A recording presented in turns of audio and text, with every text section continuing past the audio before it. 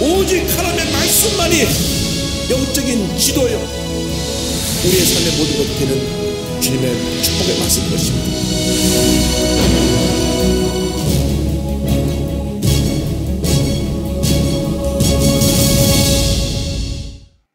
오늘 사무엘하 24장 마지막 장 다윗의 인구조사에 대해서 말씀을 공부합니다. 인구조사를 다윗이 명령합니다. 하나님이 기뻐하시는 일이 있고 기뻐하지 않으시는 일이 있는데, 기뻐하지 않는 일을 하게끔 우리를 충동하는 것은 마귀 역사입니다. 성령이 역사하는 것이 아닙니다. 여러분, 내가 기도해 보니까 당신과 싸우라 그랬다, 이건 마귀 역사입니다.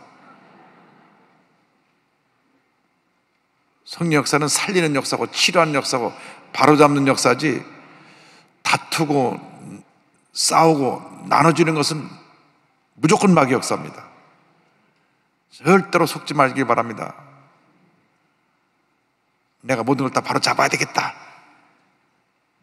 그렇게 의롭게 출발하지만 결국 교회에 문제를 일으키고 교회를 사랑을 피워서 성도들이 떠나게 만들면 성령 역사가 아닙니다.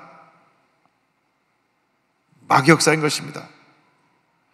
출발은 제대로 되는지 몰라도 중간에 잘못돼서 결국 마귀의 꼬임을 넘어가 자기 의에 빠짐으로 말미암아 그런 범죄를 하게 되는 것입니다.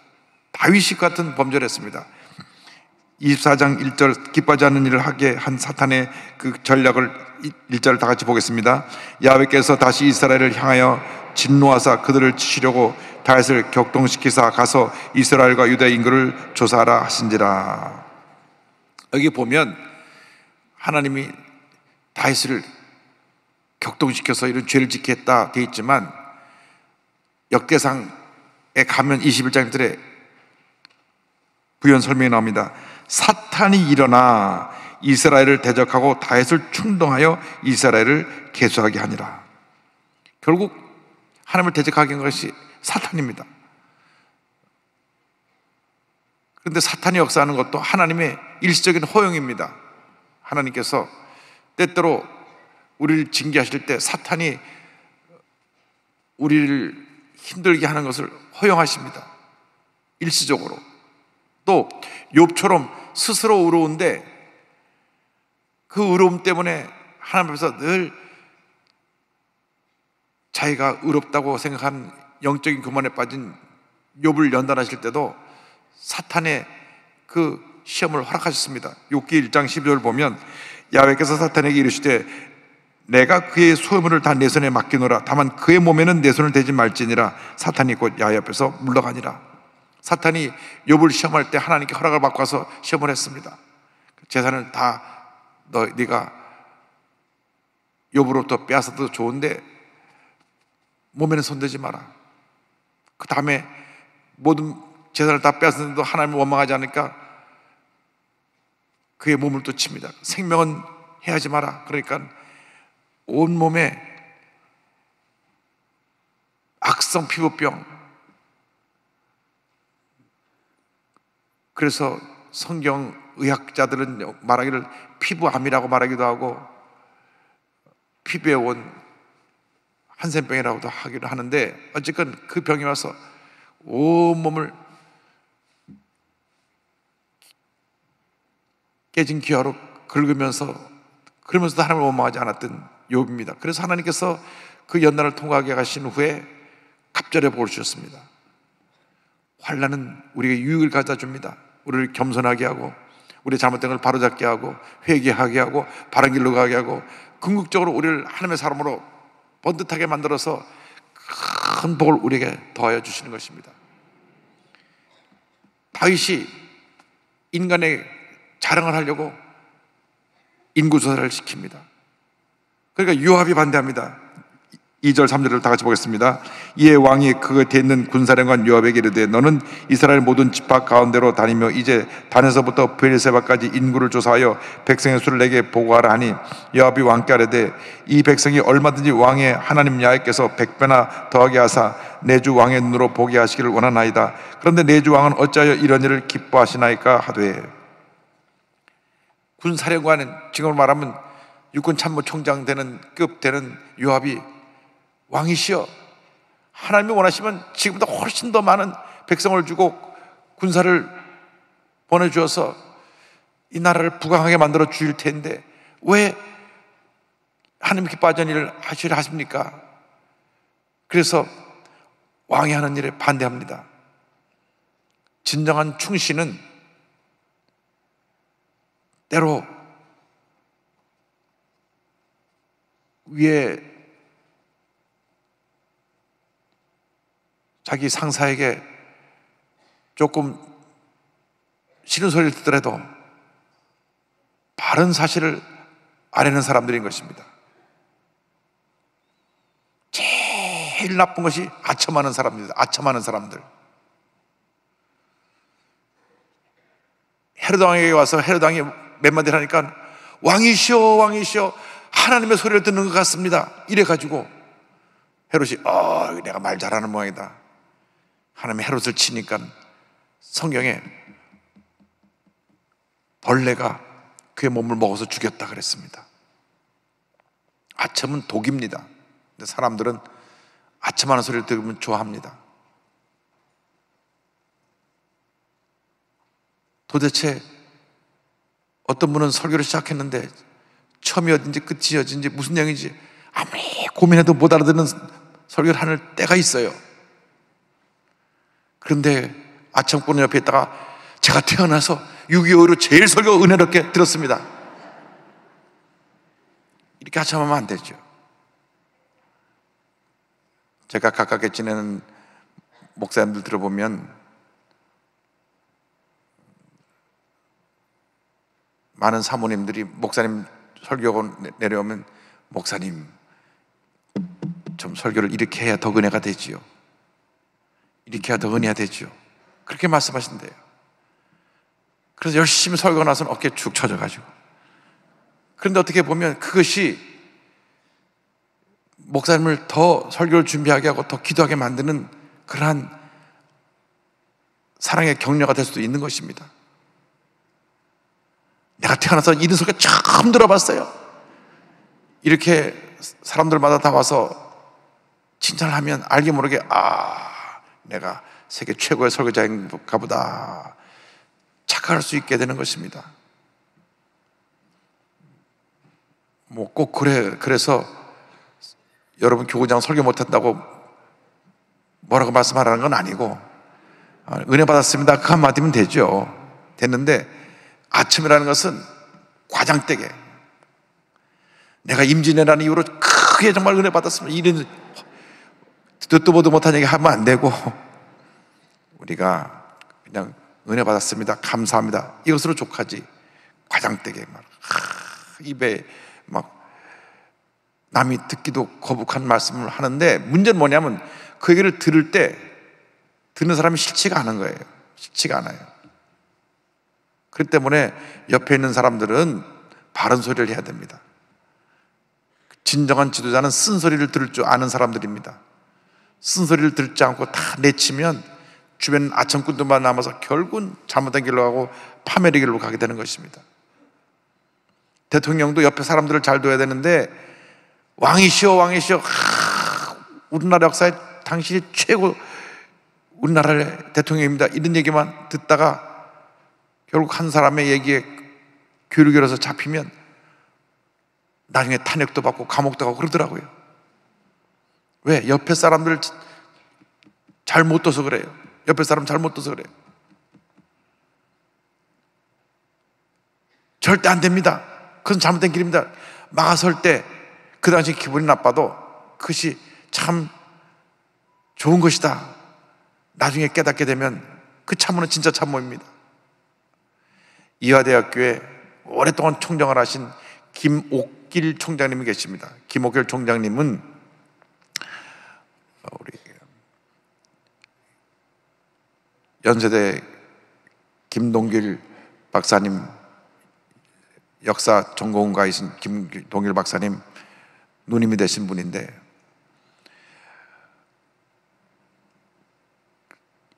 이대 총장으로 이화대학교가 크게 봉하는데 아주 혁혁한 공을 세운 분입니다. 10몇 년째 총장을 하면서 학교가 막 발전하고 나중에 그분이 이제 교육부 장관도 됐어요. 교육부 장관 됐는데 전두환 대통령한테 말 안 듣고 난 그 말 따를 수 없다고 장관이 대통령 말을 반대해서 교육부 장관들에서 내려오고 한 그런 대가 아주 센 여성 지도자입니다.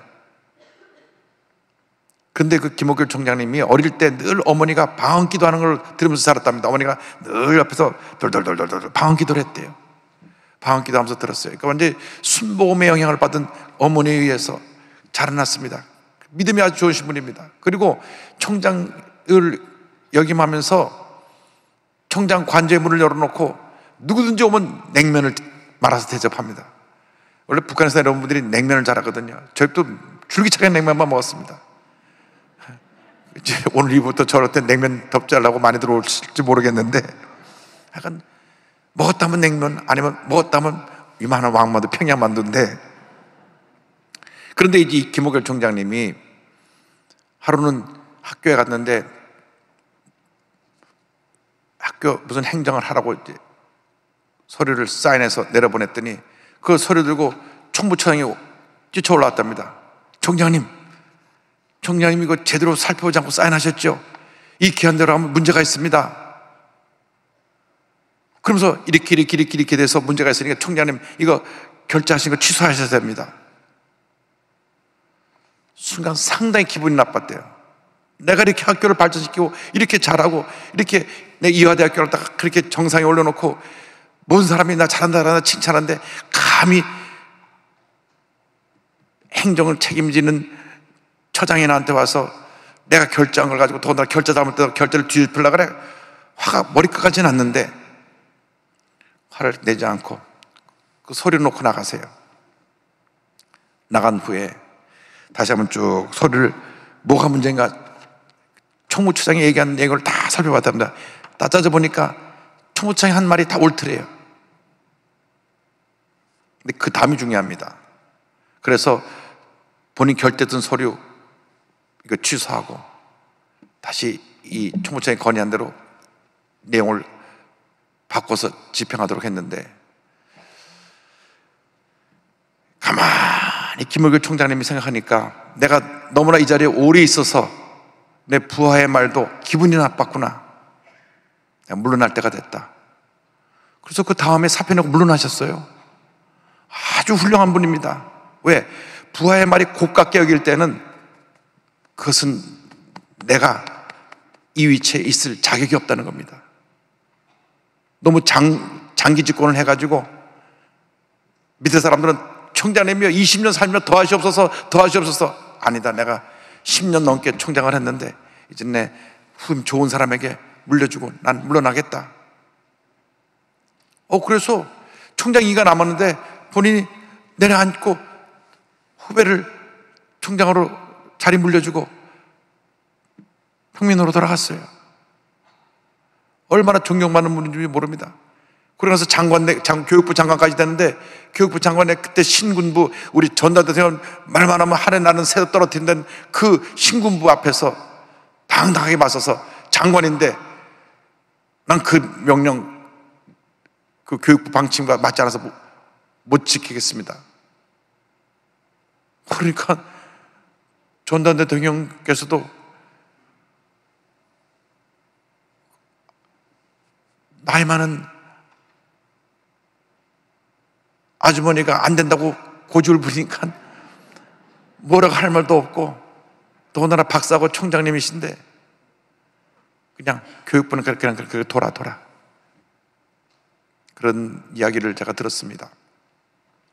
제가 이렇게 길게 하는 것은 여기 있는 분들 중에 또 남편 되신 분이나 가족 중에 어떤 그 중요한 위치에 있는 분들에게는 이 말씀을 꼭 전해서 남이 바른 소리 할 때 고깝게 여기지 말고 귀에 새겨 들어서 잘못된 것은 바로 고치고, 그래서 바른 길을 가도록 권면할 때 복을 줄 줄로 믿습니다.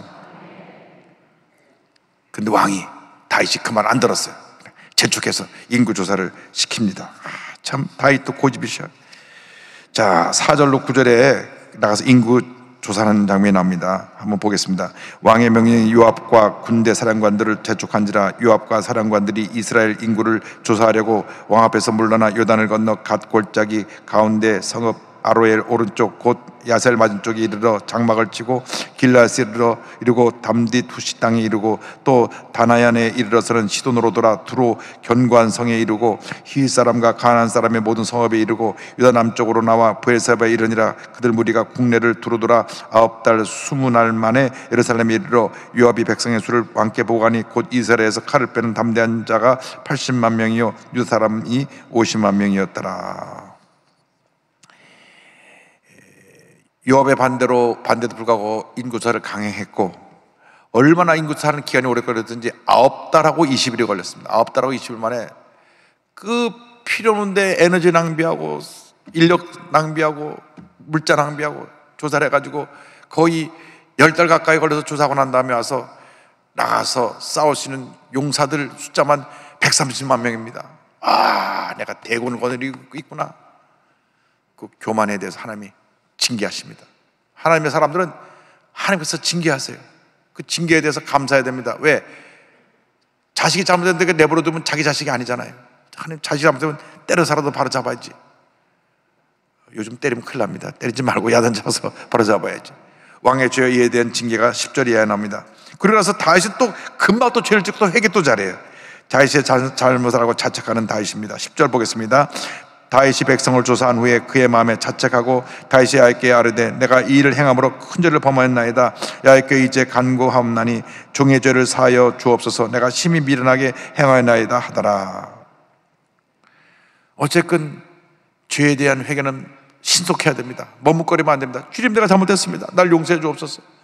내가 잠시 교만해서 잘못된 판단을 했습니다. 그때 하나님께서 선견자 갓을 통해서 말씀하십니다. 이제 너에게 이 같은 벌을 줄 텐데 네가 벌을 받을 것을 택해라. 11절 13절입니다. 다윗이 아침에 일어날 때 야의 말씀이 다윗의 선견자 된 선자 갓에게 임하여 이르시되 가서 다윗에게 말하기를 야께서 이와 같이 말씀하시기를 내가 내게 세 가지를 보이노니 너를 위하여 너는 그 중에서 하나를 택하라. 내가 그것을 내게 하리라 하셨다 하라 하시니 갓이 다윗에게 이르러 아뢰어 이르되 왕의 땅에 7년 기근이 있을 것이니까 혹은 왕이 왕의 원색에 쫓겨 서다 동안 그들 앞에서 도망하실 것이니까 혹은 왕의 땅에 사흘 동안 전염병이 있을 것이니까 왕은 생각하여 보고 나를 보내신 이에게 무엇을 대답하게 하소서 하는지라. 하나님께서 세 가지 벌을 주시고 그 중에 골라라. 7년 동안 이 땅에 기근이 있든지 아니면 석 달 동안 네가 원세 쫓겨서 도망을 가든지 아니면 3일 동안 전염병이 있든지 택하라. 다윗이 하나님께 이와 같이 말합니다. 내가 잘못해서 이런 고통 가운데 있게 됐는데 하나님께서 내게 벌을 주시길 바란다. 내가 사람들에게 쫓겨다니는 것보다는 하나님께서 내게 벌을 주시는 게 좋겠다. 14절입니다. 다윗이 갓에게 이르되 내가 고통 중에 있도다. 청하건대 야훼께서는 긍휼히 크시니 우리가 야의 손에 빠지고 내가 사람의 손에 빠지지 아니하기를 원하노라 하는지라. 원수들에게 석 달 동안 쫓겨다니면서 하나님의 영광 가리고 부끄러운 모습을 당하는 것보다는 하나님의 친히 징계하시기를 원합니다. 하나님이 징계하시는 것 두 가지요. 기근을 내리시든지 전염병을 내리시든지. 기근은 7년이요 전염병은 3일이니까 하나님이 전염병을 3일 내리신 것입니다. 그래서 7만명 죽고 나니까 하나님께서 이제 그 3일 후에 징계를 멈추시는데 16절 보겠습니다. 천사가 예루살렘을 향하여 그의 손을 들어 멸하려 하더니 야훼께서 이 재앙 내리심을 뉘우치사 백성을 멸하는 천사에게 이르되 족하다. 이제는 내 손을 거두라 하시니 야훼 사자가 여부 사람 아르우나 타작마당 곁에 있는지라. 17절입니다. 다윗이 백성을 치는 천사를 보고 곧 야훼께 아뢰어 이르되 나는 범죄하였고 악을 행하였거니와 이 약무리는 무엇을 행하였나이까. 청컨대 주의 손으로 나와 내 아버지의 집을 치소서 하니라. 다윗이 그럽니다. 죄 지은 사람은 난데 왜 백성이 이렇게 피해를 입습니까? 나를 벌하여 주옵소서.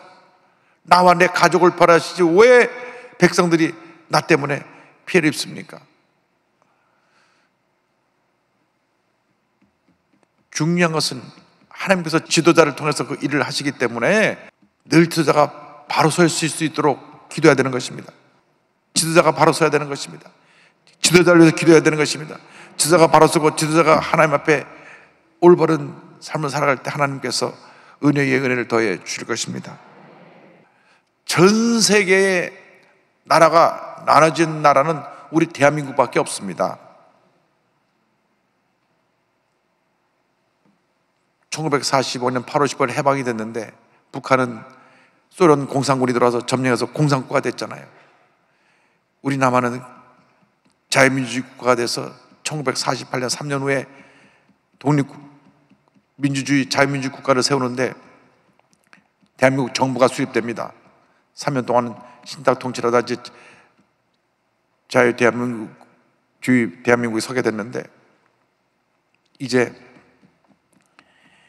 이 대한민국이 정말 하나님의 은혜 가운데 무궁한 발전하기 위해서 우리 1천만 기독교인이 딱 하나가 되어서 나라가 바로 세워지고 온 국민이 하나 되도록 힘써야 되는 것입니다. 전 세계 허리가 잘려서 나눠진 지 지금 77년째가 되는데 이 조그만 땅덩어리를 정치하는 사람들이 또 나눠놨어요. 동쪽 서쪽을 또 나눠고 또 싸움 붙입니다. 여기서 그냥 자동차 타고 30분만 넘어가면 그저 넘어가는 길 갔다가 싹 경계선을 가가지고 영남, 호남, 영남이 어디 있고 호남이 어디 있습니까? 다 거기가 거기지. 그래갖고 정치하는 사람이 싸움 붙여나가. 지금도 보니까 이번에도 좀 낮았지만 마찬가지예요. 태어나 보니까 내가 전라도고 태어나 보니까 내가 경상도인데 뭐지 어쩌라는 거예요. 왜 그거 갖고 싸움을 붙입니까? 예수 믿는 사람들은 하늘나라가 본향이기 때문에 그러한 태어난 것 가지고 차별하지 않습니다. 다투지 않습니다. 우리 모두 하나입니다. 그리고 생각이 좀 진보적인 사람도 있고 보수적인 사람도 있어요. 근데 진보는 보수가 나쁘다 그러고 보수는 진보가 나쁘다 그러고 두 개 다 필요한 겁니다. 다 필요한 거예요. 여러분, 진보가 뭔지 아세요? 진보는 바꾸자는 거예요. 보수는 뭔지 아세요? 지키자는 거예요. 근데 문제는 뭐냐면 진보는 다 바꾸려고 그러고 보수는 무조건 안 지키려고 막 그러니까 싸움이 생기는 거예요. 바꿀 건 바꾸고 지킬 건 지키는 것이 보수와 진보가 하나가 되는 길인 것입니다. 그래서 우리 교회에서는 진보 보수도 없고 성령 안에서 하나이고 영남 호남도 없고 성령 안에서 하나이고 우리의 본적은 천국이고 할렐루야.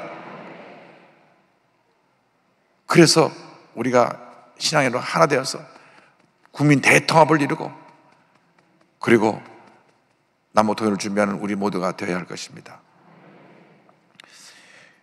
이 뒷부분이 조금 남았는데 다음 시간에 하겠습니다. 다음 시간에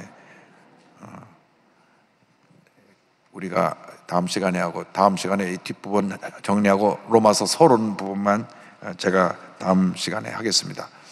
이제 우리가 이 세상 살아가는 동안 꼭 기억해야 될 것은 하나님이 기뻐하시는 삶을 살아가는 것이 제일 중요합니다. 다윗이 하나님을 기뻐하지 않는 선택을 해서 이렇게 백성들에게 큰 피해를 입혔는데, 여러분 특별히 지도자급의 위치에 있는 분들은 바른 선택, 바른 결정을 해서 하나님을 기쁘게 하는 삶을 살아야 되고, 잘못했을 때는 얼른 회개하고 돌아서야 되고, 그리고 우리는 성령 안에서 하나됨의 역사를 이루는 주님의 견인꾼들이 되어야 할 것입니다. 기도하겠습니다. 사랑과 은혜와 자비가 무한하신 하나님 아버지, 저희들이 주님 안에서 함께 기도하고 성령 안에서 하나 되기를 원합니다. 주님, 우리 대한민국을 굳건하게 지켜주셔서 대한민국이 하나님의 은혜 가운데 만세반석에 서게 하여 주시고, 앞으로 세워지는 모든 지도자들은 하나님을 경외하고 백성들을 하늘처럼 섬기고 겸손히 낮아져서 사랑을 실천하는 그런 지도자들로 세워지게 하여 주옵소서. 감사하고 예수님의 이름으로 기도 올리옵나이다. 아멘.